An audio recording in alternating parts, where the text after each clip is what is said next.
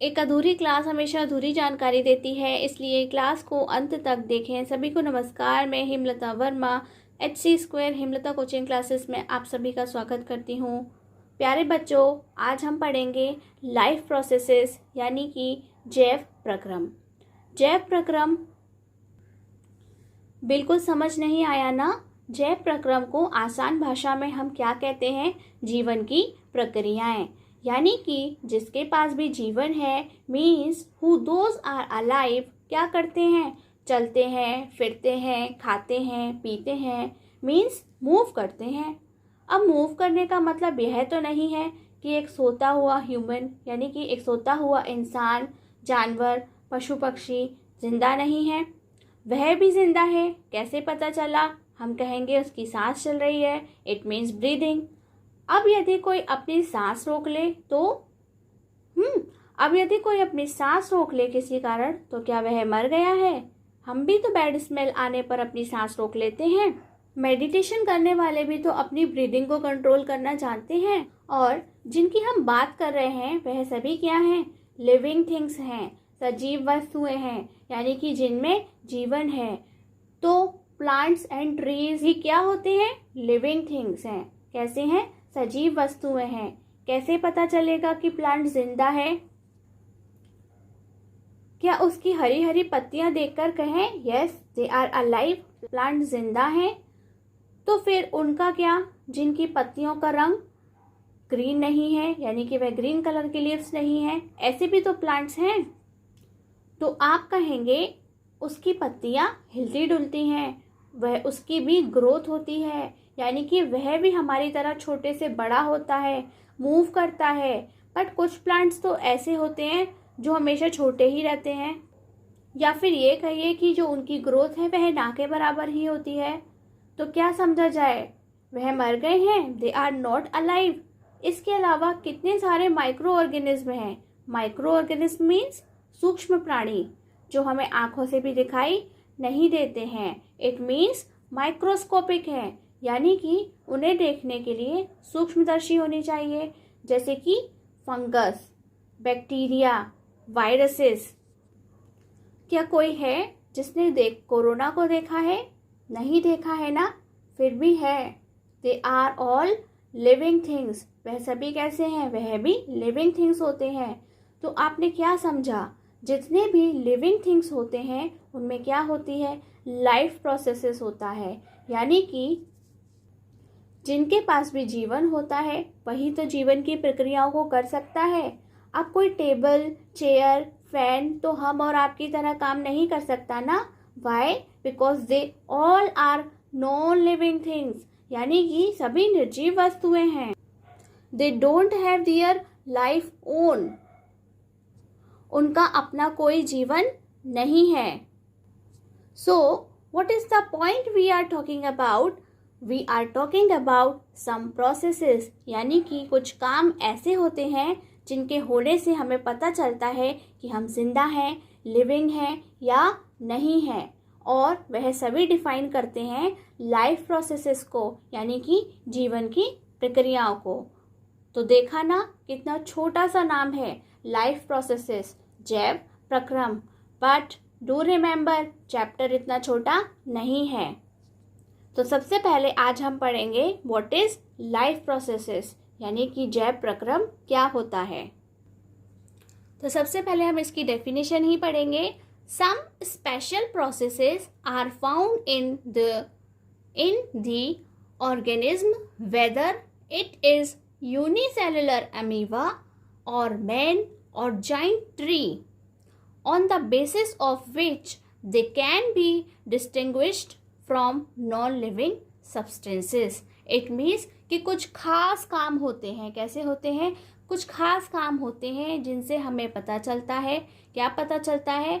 चाहे वो unicellular amoeba हो, यानी कि एक कोशीय, जिसकी सिंगल सेल जो होता है, जो सिंगल सेल से बनकर बना होता है, सिर्फ एक अकेला सेल होता है, हम उसे यूनिसेलुलर कहते हैं। और उसका एग्जाम्पल क्या है? अमीबा है। हमने 9th क्लास में पढ़ा था। चाहे वे अमीबा हो, मैन कैसा होता है? मल्टी सेलुलर होता है। और जाइंट ट्री। जाइंट मीन्स बहुत बड़ा पेड़ होता है, वह भी कैसा होता है, मल्टी सेलुलर होता है। On the basis of which they can be distinguished from non living substances. तो क्या होता है, हमें उससे पता चलता है कि वह किस तरह से एक निर्जीव वस्तु से अलग होता है। जीवधारियों में चाहे वह एक कोशिकीय अमीबा हो, यानी कि एक कोशिका से बना हुआ अमीबा हो, या मनुष्य हो, मनुष्य कैसा है, बहुत सारी कोशिकाओं से मिला है, बना है, उसे हम क्या कहते हैं, बहुकोशिकीय। क्या कहते हैं, बहुकोशिकीय। विशालकाय वृक्ष, यानी कि वह भी क्या होता है, वृक्ष जो है वह बड़े बड़े वृक्ष विशालकाय वृक्ष होते हैं, वह भी बहुकोशिकीय है। कुछ विशेष प्रकार की प्रक्रियाएं पाई जाती हैं, यानी कि उसमें कुछ अलग तरीके के काम होते हैं जो कि केवल किस में होते हैं, जिनके अंदर जीवन होता है, जिनके आधार पर हम उन्हें निर्जीव पदार्थों से अलग कर सकते हैं। तो वे सारे पॉइंट्स कौन से हैं जिनसे हमें पता चलेगा कि कोई लिविंग है या नॉन लिविंग है। तो हम कहेंगे जो लिविंग होता है उसकी ग्रोथ होती है। ग्रोथ होती है यानी कि वह धीरे धीरे बढ़ता है, उसकी वृद्धि होती है। वह जो कुछ भी खाता है उसका डाइजेशन होता है, यानी कि शरीर में पाचन होता है। रेस्पायरेशन यानी कि श्वसन होता है, यानी कि वह सांस लेता है, ऑक्सीजन लेता है ना, और CO2 को बाहर निकाल देता है। नेक्स्ट है हमारा सर्कुलेशन और ट्रांसपोर्टेशन। यह आपको अलग अलग बुक्स में अलग अलग नाम मिल सकता है कि सर्कुलेशन या ट्रांसपोर्टेशन दोनों का काम ही क्या होता है कि जो हमारा ब्लड होता है वह क्या करता है, हमारे पूरे शरीर के अंदर किसी भी चीज़ को अपने साथ लेता है, ठीक है, लेकर के आता जाता है, उसे ही हम क्या कहते हैं, सर्कुलेशन या ट्रांसपोर्टेशन कहते हैं। सर्कुलेशन आप सर्कुलेट से समझिए, सर्कुलेट करने का मतलब क्या होता है, सभी जगह फैला देना, पहुंचा देना। और ट्रांसपोर्ट भी क्या करते हैं, जो हमारे ट्रांसपोर्ट होते हैं वो भी हमें एक जगह से दूसरी जगह पहुंचा देते हैं, और हिंदी में हम कहते हैं वहन या परिवहन। तो जो हमारा ब्लड होता है वह क्या करता है, CO2, O2 और जो हमारा फूड होता है उस सबको क्या करता है, अपने साथ ही पूरी बॉडी के अंदर लेकर के आता जाता है। नेक्स्ट है हमारा एक्सक्रेशन। एक्सक्रेशन मीन्स उत्सर्जन। एक्सक्रेशन मीन्स होता है कि जो भी हमारे बॉडी के अंदर वेस्ट मटेरियल है, जिन्हें हमारी बॉडी के अंदर नहीं होना चाहिए, जिन्हें हमें बाहर निकालना है, उसको हम बोलते हैं, उस प्रोसेस को कहते हैं एक्सक्रेशन, यानी कि उत्सर्जन, शरीर से उसे बाहर कर देना। यानी कि ये जो जितने भी पॉइंट्स हमने बताए हैं ये अलग अलग टाइप के प्रोसेसेस हैं, और ये कब होंगे, किन में होंगे, यह सिर्फ हमारे जो सजीव हैं, कौन है, सजीव हैं, यानी कि जो लिविंग हैं उन्हीं में पाए जाते हैं। अगर ये किसी के अंदर हो रहे हैं, इट मीन्स चाहे वह प्लांट हो, चाहे वह ह्यूमन हो, या वह कोई एनिमल हो, वह सभी क्या, उनमें ये सारी चीज़ें देखने को मिलती हैं। चलिए, all the processes like respiration, digestion, which together keep the living organism alive and perform the job of body maintenance are called life processes. It means कि जो हमारी बॉडी होती है, कैसी, जो लिविंग थिंग्स होती हैं उनके अंदर रेस्पायरेशन, डाइजेशन सब क्या हो रहा है, which together keep the living organism, यानी कि एक लिविंग ऑर्गेनिज्म के अंदर रेस्पायरेशन और डाइजेशन जैसे प्रोसेस एक साथ हो रहे होते हैं, और कैसे रखते हैं, हमें अलाइव रखते हैं, and perform the job of body maintenance, और इसके साथ साथ वो हमारी बॉडी को मेंटेन करके रखते हैं जिससे हम सारे काम अच्छे से करते हैं, आर कॉल्ड लाइफ प्रोसेसेस। यानी कि लाइफ प्रोसेसेस एक ऐसी प्रक्रिया है जिसकी वजह से हम क्या हैं, जिंदा हैं, और अपने सभी कामों को ठीक ठाक तरीके से मैनेज करते हैं। हिंदी में कहेंगे सभी प्रक्रियाएं, जैसे श्वसन यानी कि सांस लेना, पाचन यानी कि भोजन का पचना, जो एक साथ जीवित जीवों को जीवित रखती है। जीवित जीव यानी कि सजीव पदार्थों को जीवित रखती है, और शरीर के रख रखाव का कार्य करती है, बॉडी को मेंटेन करती है, जीवन प्रक्रिया या जैव प्रक्रम कहलाती है। ठीक है, तो आपको समझना है जीवन प्रक्रिया या जैव प्रक्रम का मतलब एक ही होता है। अब आपको अच्छे से पता चल गया, यानी कि जो हमारे लाइफ प्रोसेसेस है, जैव प्रक्रम है, उसके अंदर क्या होते हैं। ये 5 कंडीशंस होते हैं, जैसे कि ग्रोथ, वृद्धि होती है, डाइजेशन यानी कि पाचन होता है, रेस्पायरेशन यानी कि श्वसन होता है, सर्कुलेशन या ट्रांसपोर्टेशन यानी कि परिवहन होता है, एक्सक्रीशन मीन्स उत्सर्जन होता है। इसलिए अब हम इस चैप्टर के अंदर इन सभी चीज़ों को 1 बाय 1 डिस्कस करेंगे। लेकिन सबसे पहले यह समझने की बात है कि हमारी ग्रोथ, डाइजेशन, रेस्पायरेशन, सर्कुलेशन या एक्सक्रेशन कब होगा हमारी बॉडी के अंदर। सिंपल सी बात है प्यारे बच्चों, कि जब तक हम कुछ खाएंगे पिएंगे नहीं तो हम अपने शरीर से कोई भी काम कैसे करेंगे, जिंदा कैसे रहेंगे। तो जब हम खाएंगे तो ग्रोथ भी होगी, उसका डाइजेशन भी होगा, हमारे अंदर ग्लूकोज बनेगा तो हमारे अंदर रेस्पायरेशन भी होगा और सर्कुलेशन भी होगा। यानी कि हमने जो कुछ खाया है वह हमारी बॉडी में किसके साथ जाएगा, उससे हमें जो भी पोषक तत्व मिले हैं वे किसके साथ जाएंगे, ब्लड के साथ जाएंगे, यानी कि वह सर्कुलेशन होने का काम होगा। और एक्सक्रेशन, और जो हमने खा लिया है लेकिन वेस्ट मटेरियल है वो कब बाहर निकलेगा, यानी कि एक्सक्रेशन भी होता है, उत्सर्जन भी होता है। तो हमें सबसे पहले क्या पता है कि हम खाएंगे, यानी कि हम खाना खाएंगे, कुछ खाएंगे तो उसी से हमारा पूरा लाइफ प्रोसेस होता है। आपको पता है ना कि जब आप खाना पीना खाते हैं तो अपने काम को ज़्यादा अच्छे से करते हैं, लेकिन अगर आप अपना खाना नहीं खाते हैं तो आप थोड़ी देर ही अपना काम कर पाते हैं और फिर थक जाते हैं और आगे आप काम नहीं कर पाते हैं। न्यूट्रिशन यानी कि पोषण। तो पहले हमें हमारा टर्म है न्यूट्रिशन यानी कि पोषण, वह क्या कहे, उसे क्या कहते हैं, the process of obtaining food और nutrients by organism is called nutrition. यानी कि जो भी हम खाना खा रहे हैं या हमें न्यूट्रिशन मिल रहा है उसको हम क्या बोलते हैं, हमें न्यूट्रिएंट्स मिल रहे हैं उसी को हम क्या बोलते हैं, न्यूट्रिशन कहते हैं। क्या कहते हैं, न्यूट्रिशन कहते हैं। जीवों द्वारा भोजन या पोषक तत्वों को प्राप्त करने की क्रिया को पोषण कहा जाता है। क्या कहा जाता है, पोषण कहा जाता है। और ये जो हमारा वर्ड है न्यूट्रिशन यानी कि पोषण, हम उसे किस तरह से डिफाइन करेंगे, हमारी जो लाइफ है यानी कि जो लिविंग थिंग्स होती हैं क्या उनमें एक ही प्रकार का न्यूट्रिशन होता है, जैसे कि प्लांट्स हैं, एनिमल्स हैं, ह्यूमंस हैं। वैसे जो ह्यूमंस होते हैं वह भी क्या होते हैं, एनिमल्स होते हैं, लेकिन वह कैसे होते हैं, सोशल एनिमल होते हैं। यानी कि वह समाज में रहते हैं, पढ़े लिखे होते हैं, उनके अपने जीने के रहने के कुछ तौर तरीके होते हैं। जबकि जो हमारे बाकी एनिमल्स होते हैं जिनके 4 पैर होते हैं वह कैसे होते हैं, वह पढ़े लिखे नहीं होते हैं, हम उन्हें सोशल नहीं कहते हैं, उन्हें हम सिर्फ एनिमल कहते हैं।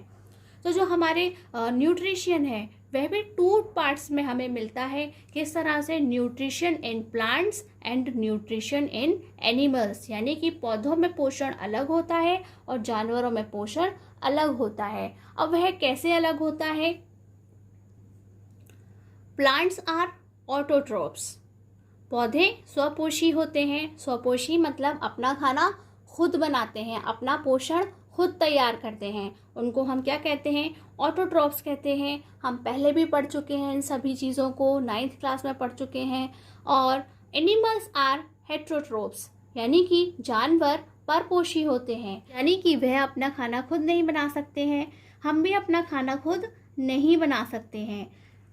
Can make their own food, जो प्लांट्स हैं वे अपना भोजन स्वयं बनाते हैं, इसीलिए उनका नाम क्या है, स्वपोषी है, ऑटोट्रोप्स है। और जो हमारे एनिमल्स हैं यानी कि जीवधारी हैं बचे हुए, वह कैसे हैं, डिपेंड्स ऑन प्लांट्स और other animals for their food, वे सभी अपने भोजन के लिए पौधों तथा अन्य जानवरों पर निर्भर होते हैं। कैसे होते हैं, तो प्लांट्स जो होते हैं वह तो अपना खाना खुद बनाते हैं, किसकी हेल्प से बनाते हैं, सनलाइट और वाटर की हेल्प से बनाते हैं। लेकिन जो ह्यूमन बीइंग्स हैं यानी कि जो सोशल एनिमल्स हैं और एनिमल्स हैं वह डिपेंडेंट हैं, किस पे डिपेंडेंट हैं, वह पूरी तरह से प्लांट्स पर डिपेंडेंट हैं, या फिर जो दूसरे एनिमल्स होते हैं, जितने भी शाकाहारी मनुष्य होते हैं, यानी कि वेजिटेरियन होते हैं, जैसे कि कुछ एनिमल्स भी होते हैं और ह्यूमंस भी होते हैं, तो वह क्या करते हैं, हमारे हरी सब्जियां खाते हैं, जो चीज़ें प्लांट्स यानी कि हम ग्रो करते हैं फील्ड के अंदर वो खाते हैं। और कुछ एनिमल्स भी होते हैं जो क्या खाते हैं, लीव्स खाते हैं, ग्रीन ग्रासेस खाते हैं, हरा चारा खाते हैं। वह सभी कैसे होते हैं, वह वेजिटेरियन होते हैं। लेकिन आप कहेंगे कुछ जो एनिमल्स होते हैं वह कैसे होते हैं, नॉन वेजिटेरियन होते हैं। कैसे होते हैं, नॉन वेजिटेरियन होते हैं, वह तो एनिमल्स ही खाते हैं। या फिर कुछ जो ह्यूमन बींग्स होते हैं वह भी कैसे होते हैं, नॉन वेजिटेरियन होते हैं, नॉन वेज खाते हैं, एनिमल्स पर भी डिपेंड होते हैं। और कुछ कैसे होते हैं, वह दोनों पर डिपेंडेंट होते हैं, वह दोनों ही तरह की चीज़ें खाते हैं।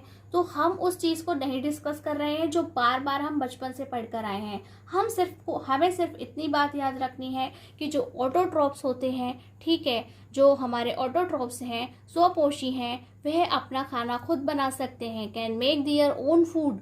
और जो हमारे एनिमल्स हैं, सोशल एनिमल्स हैं, वह कैसे हैं, हेटेरोट्रॉप्स हैं, यानी कि वह परपोषी हैं। और किस पर डिपेंड हैं, वह प्लांट्स और एनिमल्स पर डिपेंड होते हैं अपना पेट भरने के लिए, यानी कि उन्हें न्यूट्रिशन प्लांट्स और एनिमल्स से मिलता है। हमारा नेक्स्ट टॉपिक है मोड्स ऑफ न्यूट्रिशन, यानी कि टाइप्स ऑफ न्यूट्रिशन, पोषण के प्रकार। तो जो हमें न्यूट्रिशन मिल रहा है, आपने देखा कि हम 2 टाइप से अपना जो फूड है हमें मिलता है, यानी कि प्लांट्स को अलग तरीके से मिलता है, एनिमल्स को अलग तरीके से मिलता है। इसलिए उनके जो न्यूट्रिशन है वो भी कैसा है, 2 टाइप्स का है। तो हम उसे पढ़ेंगे। बच्चों, ये जो है टॉपिक इस हिसाब से लिखा गया है कि अगर आपसे इनमें डिफरेंस पूछा जाए तो आप एक लाइन खींच करके उस पूरे डिफरेंस को लिख करके आएंगे और अच्छे से बता कर आएंगे। लेकिन अगर ये आपसे सिंगल पूछा गया है ऑटोट्रोफिक न्यूट्रिशन या हेटेरोट्रोपिक न्यूट्रिशन के बारे में, यानी कि स्वपोषी पोषण और विषम पोषी पोषण क्या होता है, तो आप इन्हें अलग अलग डेफिनेशन की फॉर्म में लिख करके आएंगे और अच्छे से एक्सप्लेन करके आएंगे। यह है हमारा ऑटोट्रोफिक न्यूट्रिशन, यानी कि स्वपोषी पोषण। Autotrophic organism make their own food from inorganic compounds. वह किससे बनाते हैं, इनऑर्गेनिक कंपाउंड से बनाते हैं। किसके साथ, CO2 एंड वाटर। तो CO2, वाटर और इनऑर्गेनिक कंपाउंड्स जो होते हैं वह आपस में मिलकर के क्या बनाते हैं, ऑटोट्रोपिक न्यूट्रिशन बनाते हैं। फॉर एग्जाम्पल सम बैक्टीरिया, तो कुछ बैक्टीरिया हैं जो अपना फूड इसी तरीके से बनाते हैं। एंड ऑल ग्रीन प्लांट्स, और सारे ग्रीन कलर के जो प्लांट्स होते हैं वह सभी अपना फूड इसी तरह से बनाते हैं। और जो हमारे हेटेरोट्रोपिक न्यूट्रिशन है, यानी कि विषम पोषी पोषण है, वह कैसे बनाते हैं, animal can not use the energy of the sun like plants. यानी कि जो हमारे एनिमल्स होते हैं वह तो सनलाइट का यूज़ नहीं कर पाते हैं जैसे प्लांट्स कर लेते हैं। So they depend on food synthesized by plant, यानी कि प्लांट जिन चीज़ों को बनाते हैं खाने की, हम उस पर डिपेंड हो जाते हैं। फॉर एग्जाम्पल ऑल एनिमल्स, जितने भी एनिमल्स हैं, एंड फंगी, यानी कि जो हमारी फंगी है या फंगस है वह भी अपना खाना बनाने में सक्षम नहीं होती है, वह भी डिपेंडेंट होती है। वह किस पे डिपेंडेंट होती है, वह एल्गी पे डिपेंडेंट होती है। जो हमारा फंगी है वह खुद से खाना नहीं बना सकता है। तो आपको इन्हें विद एग्जाम्पल लर्न करना है। हिंदी में कहेंगे, स्वपोषी जीव अकार्बनिक यौगिकों CO2 व पानी से अपना भोजन स्वयं बनाते हैं, जैसे कुछ जीवाणु तथा सभी हरे पौधे। तो आपको याद रखना है कैसे फूड बनता है। एक अकार्बनिक कुछ यौगिक होते हैं, यानी कि जो कार्बन के बने हुए नहीं होते हैं, उनके साथ में CO2 गैस और जो हमारा पानी है वह आपस में मिक्स करके अपना भोजन बना लेते हैं। जंतु पौधों के समान सूर्य की ऊर्जा का उपयोग नहीं कर सकते हैं, अतः वे पौधों द्वारा संश्लेषित भोजन पर ही निर्भर रहते हैं, जैसे सभी जंतु तथा फफूंद। प्यारे बच्चों, आपने अभी थोड़ी देर पहले वर्ड पढ़ा था ना, कैन, और यहाँ पे आपने देखा सकता, सकते। तो जो कैन या सकता होता है किसी भी सेंटेंस के अंदर, वह क्या बताता है, पावर को बताता है, उसकी पावर को बताता है कि उसमें कितनी पावर है, वह कौन सा काम कर सकता है, कौन सा काम नहीं कर सकता है। तो किसी की भी पावर को शो करने के लिए हम इंग्लिश में कैन और हिंदी में हम सकता सकते से लिखते हैं। यानी कि यह बता रहा है कि इनके पास इतनी पावर नहीं है कि वह क्या करें, सनलाइट का यूज़ करके अपने लिए फूड खुद बना लें। ऐसा सिर्फ प्लांट्स ही कर सकते हैं। अब हमारा नेक्स्ट टॉपिक क्या है, हमने फिर से वही हेडिंग लिख लिया है, ऑटोट्रॉफिक न्यूट्रिशन, यानी कि स्वपोषी पोषण। क्योंकि आपने अभी तक जो ऊपर पढ़ा था वह उतना ही था जितना कि एक डिफरेंस बताने के लिए या शॉर्ट डेफिनेशन बताने के लिए हमें बताना चाहिए था, डिस्कस करना चाहिए था। लेकिन आगे हम इसी टॉपिक को पहले हम ऑटोट्रॉफिक न्यूट्रिशन को आगे डिटेल में डिस्कस करेंगे कि कैसे जो प्लांट्स होते हैं अपना फूड खुद बना लेते हैं, वह यहाँ पर सारी चीज़ें कैसे होती हैं। तो सबसे पहले हम देखते हैं, ऑटोट्रॉफ्स सिंथेसाइज कार्बोहाइड्रेट ग्लूकोज। यानी कि जो भी ऑटोट्रॉफ्स होते हैं, प्लांट्स होते हैं, अपना खाना खुद बनाते हैं, या जो कुछ बैक्टीरियाज होते हैं वह क्या कर रहे हैं, सिंथेसाइज करना मीन्स बनाना कार्बोहाइड्रेट ग्लूकोज। उस ग्लूकोज का नाम क्या है, कार्बोहाइड्रेट ग्लूकोज, यानी कि जो कार्बन और हाइड्रोजन से मिलकर के बना है, फ्रॉम CO2 एंड वाटर। और किससे बनाया है उन्होंने, CO2 और वाटर के साथ बनाया है, with the help of chlorophyll in sunlight. और उसमें किसने हेल्प की है बनाने में, क्लोरोफिल ने। और कब बनाया है, जब वहां पर सनलाइट हो। कहाँ बनाया है, जहां पर सनलाइट हो। In this process they fix the kinetic energy of the sun in the form of chemical energy. यानी कि जो ऑटोट्रॉफ्स अपना खाना बनाते हैं वहां पे क्या होता है, जो सनलाइट होती है उसके अंदर अपनी क्या होती है, काइनेटिक एनर्जी। आपको पता है ना सनलाइट कितनी दूर से आ रही है, सन से आ रही है, यानी कि उनके अंदर अपनी एक क्या है, स्पीड है। और स्पीड ही क्या बताती है किसी चीज की, कि उसके अंदर काइनेटिक एनर्जी है। तो वह जो काइनेटिक एनर्जी है वह किस में कन्वर्ट हो जाती है, वह केमिकल एनर्जी में कन्वर्ट हो जाती है, जिसे हम क्या कह रहे हैं, इनसाइड द ग्लूकोज मॉलिक्यूल्स। और उस काइनेटिक एनर्जी के अंदर क्या होता है, ग्लूकोज के मॉलिक्यूल्स होते हैं। This process is called photosynthesis. और उसी प्रोसेस को हम क्या कहते हैं, फोटोसिंथेसिस हो रहा है, प्रकाश संश्लेषण हो रहा है। बच्चा यदि इसको आपको डिटेल में पढ़ना हो कि ये जो हमारा फूड है, जो हमारे प्लांट्स हैं वह किस तरह से जो हमारी सनलाइट है उसे अपने फूड में कन्वर्ट कर लेते हैं, यानी कि एनर्जी के बंडल्स बनाते हैं और वह उसके अंदर स्टोर हो जाते हैं। चैनल पर एक चैप्टर है कार्बन एंड इट्स कंपाउंड, तो हमने वहाँ पे अल्कोहल का वीडियो बनाया है। तो यदि आप उसको देखेंगे तो आपको डिटेल में पता चलेगा कि हमने उसे वहाँ किस तरह से बताया है कि जो शुगर केन होता है वह इसका सबसे अच्छा एग्जाम्पल होता है ग्रीन प्लांट्स के अंदर, जहाँ पे सबसे ज़्यादा मात्रा में केमिकल एनर्जी है वह बंडल्स की फॉर्म में स्टोर हो जाती है। ठीक है, तो आप चाहें अगर इसे डिटेल में पढ़ना तो एक बार उस टॉपिक को वहाँ से उतना पढ़ लीजिएगा और आपको ये ज़्यादा अच्छे से समझ में आ जाएगा कि ये प्रोसेस कैसे होता है, जिसे हम फोटोसिंथेसिस कहते हैं। स्वपोषी सूर्य के प्रकाश में क्लोरोफिल की सहायता से CO2 तथा जल से कार्बोहाइड्रेट ग्लूकोज का संश्लेषण करते हैं।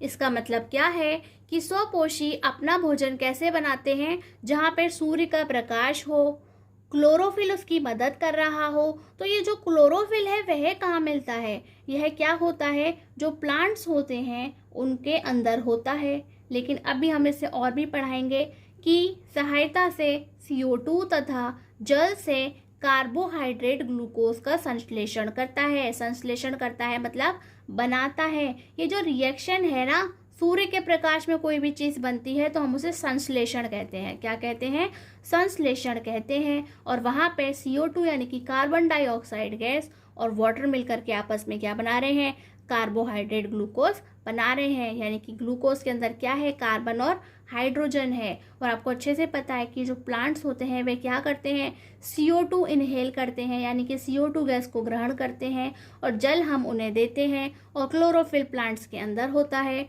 और सनलाइट उन्हें मिलती है। इन सारे चीज़ों को मिक्स करने के बाद में क्या होता है, उनका फूड बन जाता है, जिसको हम क्या कहते हैं, ग्लूकोज कहते हैं। इस क्रिया में ये सभी की गतिज ऊर्जा का रासायनिक ऊर्जा के रूप में ग्लूकोज अणुओं के अंदर स्थिरीकरण करते हैं। स्थिरीकरण करते हैं का क्या मतलब है कि उसके अंदर जा कर के स्टेबल हो जाते हैं, वहीं पर रहते हैं। यानी कि जो हमारी काइनेटिक एनर्जी थी, किसकी काइनेटिक एनर्जी है, सूर्य की, यानी कि जो सन रेसेस हमारे पास आ रही हैं उनके अंदर क्या होती है, स्पीड होती है। और जिसमें भी स्पीड होती है उसमें क्या होता है, गति होती है। उससे क्या बनती है, गतिज ऊर्जा होती है। किसी भी चीज़ में गति के कारण बनने वाली ऊर्जा को हम गतिज ऊर्जा कहते हैं। तो जो हमारी गतिज ऊर्जा है, काइनेटिक एनर्जी है, वह किस में कन्वर्ट होती है, रासायनिक ऊर्जा के रूप में परिवर्तित हो जाती है। और वह रासायनिक ऊर्जा को क्या नाम दिया गया है, ग्लूकोज दिया गया है। तो वहाँ पे ग्लूकोज के जो मॉलिक्यूल्स हैं वह जा कर के स्थिर हो जाते हैं, वहीं बैठ जाते हैं, बंडल्स के रूप में स्टोर हो जाते हैं। इस क्रिया को प्रकाश संश्लेषण कहते हैं। प्यारे बच्चों, हमारे चैनल पर पढ़ने की कोई फीस नहीं लगती है। यानी कि हमने कोई भी क्रैश कोर्स को ऑर्गेनाइज नहीं किया है जिसके हम आपसे किसी भी प्रकार का चार्ज लेते हो या फिर आपसे फीस मांगते हो। इसलिए आप हमें गुरुदक्षिणा के तौर पर सिर्फ जो भी आप क्लास देखते हैं उसे लाइक करें और उस पर एक कमेंट ज़रूर लिखें। अगर आपको कुछ समझ नहीं आया है तो वो भी कमेंट में लिख सकते हैं, और अगर आपको समझ में आया है, आपकी थोड़ी सी भी हेल्प हुई है उस क्लास से, तो आप हमें ये लिख करके ज़रूर बताएं। और इसके साथ साथ हमारे चैनल को सब्सक्राइब करना बिल्कुल भी ना भूलें, क्योंकि आपका एक सब्सक्राइब हमारे बहुत काम का है। लेकिन यदि आप सब्सक्राइब नहीं करेंगे तो डीमोटिवेशन होता है। क्या होता है, डीमोटिवेशन होता है। तो प्लीज़ आप हमें डीमोटिवेट नहीं होने दीजिए, हमें लगने दीजिए कि हम अपने काम को अच्छे से कर रहे हैं, आपको पसंद आ रहा है, जिससे हम पहले से भी ज़्यादा बेटर काम आपको करके दिखाएं, यानी कि पहले से भी ज़्यादा अच्छा पढ़ाएंगे। और इस क्लास को प्लीज़ शेयर करना बिल्कुल ना भूलें। जब भी आप कुछ पढ़ते हैं, आपको अच्छा लगता है, आपको ऐसा लगता है कि बाकी लोगों को भी इसे जानना चाहिए, तो प्लीज़ आप इसे शेयर कर दिया करिए। आप अपने फ्रेंड सर्कल में कर सकते हैं, सोशल मीडिया पर भी कर सकते हैं, और अपने फैमिली मेम्बर्स के साथ भी ऐसा कर सकते हैं, अपने क्लासमेट्स के साथ में कर सकते हैं। तो प्यारे बच्चों, हमारे लिए हमारी गुरुदक्षिणा यही होगी। यदि आप यह सब करते हैं तो समझ लीजिए आप हमें हमारी गुरुदक्षिणा दे रहे हैं। ये जो हमारा फोटोसिंथेसिस का जो प्रोसेस है, उसके लिए हम आपको रिएक्शन लिख करके दिखा रहे हैं। हम एक नहीं 2 रिएक्शन लिखेंगे, लेकिन दोनों का मीनिंग सेम है, बस आपको समझना है इस चीज़ को। तो सबसे पहले हम ले रहे हैं, हमारे जो आपने देखा किससे बनता है, CO2 से बनता है। तो हमने यहाँ लिया हमारा CO2, 6 मॉलिक्यूल्स ले रहे हैं, प्लस 12 H2O, यानी कि वाटर के कितने मॉलिक्यूल्स लिए हैं, 12 लिए हैं। और वहाँ पे क्या प्रेजेंट होना चाहिए, सनलाइट प्रेजेंट होनी चाहिए, ठीक है। और क्या होना चाहिए इसके साथ साथ, क्लोरोफिल भी होना चाहिए, उसके बिना नहीं बनेगा, ठीक है। ये क्लोरोफिल भी हो गया। फिर क्या बनता है, C6H12O6, इट मीन्स ग्लूकोज। क्या बनता है, ग्लूकोज बनता है। और इसके अलावा वहाँ पे 6O2 और 6H2O, तो ये O2 कौन सी है, जिसे हम इनहेल कर लेते हैं, राइट। और उसके अलावा ये H2O है, यानी कि वहाँ पे वाटर के मॉलिक्यूल्स बनते हैं। जो हिंदी मीडियम है वहाँ पे क्या लिखेगा, सूर्य का प्रकाश। और क्लोरोफिल को क्लोरोफिल भी लिखते हैं, और इसके अलावा पर्णहरिम या पर्णहरित भी लिखते हैं। एक और रिएक्शन लिख के दिखा रहे हैं हम आपको। तो हम यहाँ पे हमारा ले लिया हमने 6CO2, और यहाँ पे जो हमने वाटर के मॉलिक्यूल्स लिए हैं वह कितने हैं, 6 हैं। कैसे हैं, 6 हैं। अब यहाँ पे हम इसे हिंदी में लिख देते हैं, सूर्य का प्रकाश। हिंदी मीडियम हिंदी वाला लिखे, इंग्लिश मीडियम इंग्लिश वाला लिखे। और ये है हमारा क्लोरोफिल। तो आपको हिंदी मीडियम को दोनों ही याद रखने हैं, पर्णहरित या पर्णहरित या फिर क्लोरोफिल। यह क्या बनाएगा, 6C6H12O6 यानी कि ग्लूकोज बन रहा है। और यहाँ पे सिर्फ क्या बनेगा, 6O2, क्योंकि यहाँ से हमने मॉलिक्यूल्स क्या थे, कम लिए थे। यहाँ पे हमने 12 मॉलिक्यूल्स लिए थे, तो यहाँ पे वापस हमें 6 मॉलिक्यूल्स बच जाते हैं, यानी कि मिल जाते हैं वापस रिएक्शन के बाद। इसलिए अगर हम यहाँ पे 6H2O ही लिखते हैं, यानी कि पहले से ही 6 लिखते हैं, तो बाद वाली रिएक्शन में हमें वाटर नहीं मिलेगा। ठीक है, कुल मिलाकर के हमारे पास रिएक्शन के अंदर 6 मॉलिक्यूल्स यानी कि 6 अणु ही पानी के रहेंगे। जैसे यहाँ पे 12 आपको दिखाई दे रहे थे, लेकिन रिएक्शन के बाद जो हमारे 6 थे वह हमें फिर से मिल गए हैं, यानी कि टोटल वहाँ पे हमने केवल 6H2O का ही इस्तेमाल किया है। तो आपको अगर दोनों में से किसी भी तरीके से दिखाई देती है तो इसका मतलब ये नहीं है कि एक सही है और एक गलत है, या आपको कंफ्यूज होना है, दोनों ही सही हैं। चलिए, तो सबसे ज़्यादा इम्पॉर्टेंट चीज़ जिसके बारे में हम बात कर रहे हैं कि ये जो हमारा, हमने कहा ना कि क्लोरोफिल, सनलाइट भी चाहिए, क्लोरोफिल भी चाहिए, तो क्लोरोफिल कहाँ मिल रहा है हमें। This action takes place only in green parts of plants and green leaves, यानी कि प्लांट के अंदर जितना भी पोर्शन ग्रीन है, चाहे वो लीव्स हो उसकी, ठीक है, या इसके अलावा उसके स्टेम वगैरह हैं, वे सभी अगर ग्रीन कलर के हैं तो वहाँ पर क्या होता है, फोटोसिंथेसिस होता है। क्योंकि जो ग्रीन कलर है वह क्या बताता है, क्लोरोफिल को बताता है। किसको बताता है, क्लोरोफिल को बताता है। जो कलर होते हैं उन्हें हम पिगमेंट कहते हैं, यानी कि कौन सी चीज़ उसके अंदर ऐसी है जिससे उसका कलर कुछ अलग होता है। ठीक है, जैसे आपने देखा अनियन का कलर अलग होता है, बैंगन का कलर अलग होता है, यानी कि ब्रिंजल का कलर अलग होता है, यानी कि सभी चीज़ों के अंदर कुछ अलग अलग प्रकार के पिगमेंट्स पाए जाते हैं। ठीक है, उनको हम कलर से डिफाइन करते हैं। तो ये जो ग्रीन कलर होता है वह क्लोरोफिल की वजह से होता है। किसकी वजह से होता है, प्लांट्स में जो हरा रंग है वह क्लोरोफिल की वजह से होता है। यह क्रिया पौधों के केवल हरे भागों व हरी पत्तियों में ही होती है। तो समझ गए आप ना कि जो प्लांट्स होते हैं, टेलीविजन पर एक ऐड आता है बच्चा, है ना, कि गाय घास खाती है तो दूध हरे रंग का क्यों नहीं होता है, वो सफ़ेद रंग का क्यों होता है। तो अब आप अच्छे से समझ गए ना कि जो गाय ने घास खाई थी वो ग्रीन कलर की थी, उसमें क्लोरोफिल था, लेकिन जो दूध देती है गाय उसके अंदर ग्रीन कलर है ही नहीं, है ना। क्यों नहीं है, क्योंकि दूध के अंदर क्लोरोफिल नहीं होता है। अगर दूध में क्लोरोफिल होता तो दूध भी ग्रीन कलर का होता। तो प्यारे बच्चों, डू रिमेम्बर, याद रखिए, आज का काम आज ही पूरा करिए, कल के लिए बचाकर कुछ मत रखिए। और ये चैप्टर छोटा नहीं है, बड़ा है, इसलिए इसको साथ साथ तैयार करते जाइएगा जिससे आप पीछे नहीं रह जाएं।